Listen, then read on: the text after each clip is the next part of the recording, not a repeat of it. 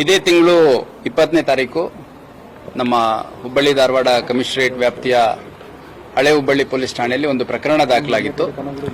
ಅದರಲ್ಲಿ ಗಾಯತ್ರಿ ಅನ್ನುವಂತ ಒಂದು ಹೆಣ್ಮಗಳು ಅವರ ಪೋಷಕರು ಬಂದ್ಬಿಟ್ಟು ನನ್ನ ಮಗಳನ್ನ ಖ್ವಾಜಾ ಶಿರಹಟ್ಟಿ ಅನ್ನುವಂತ ಒಬ್ಬ ವ್ಯಕ್ತಿ ಮದುವೆ ಮಾಡ್ಕೊಂತೀನಿ ಅಂತಂದು ಬಲವಂತವಾಗಿ ಒತ್ತಾಯಪೂರ್ವಕವಾಗಿ ಓಡಿಸ್ಕೊಂಡು ಹೋಗಿದ್ದಾನೆ.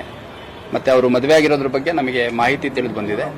ಹಂಗಾಗಿ ನಮ್ಮ ಮಗಳ ಇಚ್ಛೆಯ ವಿರುದ್ಧ ಮತ್ತು ಬಲವಂತವಾಗಿ ಅಪಹರಣ ಮಾಡ್ಕೊಂಡು ಹೋಗಿ ಮದುವೆ ಮಾಡ್ಕೊಂಡಿದ್ದಾನೆ, ನಮ್ಮ ಮಗಳನ್ನ ನಮ್ಮ ಕಸ್ಟಡಿ ಕೊಡಿಸಿ ಅಂತಂದು ಒಂದು ಕಂಪ್ಲೇಂಟ್ ಅನ್ನ ಕೊಟ್ಟಿದ್ರು.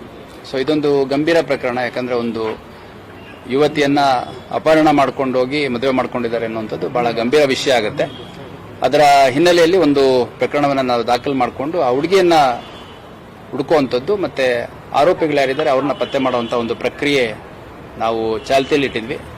ಈ ಮಧ್ಯ ಇವತ್ತು ವಿದ್ಯಾನಗರ ಪೊಲೀಸ್ ಠಾಣೆಗೆ ಈಕೆ ಗಾಯತ್ರಿ ಜಾಲಿಹಾಳ್ ಏನಿದ್ದಾರೆ ಇವರು 22 ವರ್ಷ ವಯಸ್ಸಾಗಿದೆ ಅವರಿಗೆ.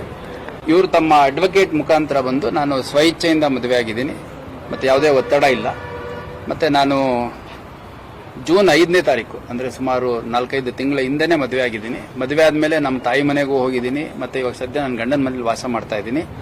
ನಮ್ಮ ತಾಯಿ ತಂದೆ ಅವರೆಲ್ಲರಿಗೂ ಈ ವಿಷಯ ಗೊತ್ತಿತ್ತು, ಅವರೆಲ್ಲರದು ಅನುಮತಿ ತಗೊಂಡೇ ಮಾಡ್ಕೊಂಡಿದ್ದೀನಿ ನನ್ನ ಮದುವೆನ. ಈ ಮಧ್ಯ ಈ ತರ ಸುಳ್ಳು ಆರೋಪಗಳನ್ನ ಮಾಡ್ತಾ ಇದ್ದಾರೆ. ಹಂಗಾಗಿ ಈ ಪ್ರಕರಣದ ಕುರಿತಾಗಿ ನಾನು ಹೇಳಿಕೆ ತಗೊಳ್ಳಿ, ಮತ್ತೆ ಇದರಲ್ಲಿ ಯಾವುದೇ ಬಲವಂತ ಆಗಲಿ ಅಪಹರಣ ಆಗಲಿ ಆಗಿಲ್ಲ ಅನ್ನುವಂಥದ್ದು ನಾನು ಹೇಳಿಕೆ ತಗೊಳ್ಳಿ ಅಂತ ಬಂದಿದ್ರು ಥ್ರೂ ದೇರ್ ಅಡ್ವೊಕೇಟ್. ಅವ್ರ ಹೇಳಿಕೆಯನ್ನ ದಾಖಲಿಸಿದ್ದೇವೆ. ಈ ಪ್ರಕರಣದ ತನಿಖೆಯನ್ನ ಮುಂದುವರಿಸ್ತೀವಿ.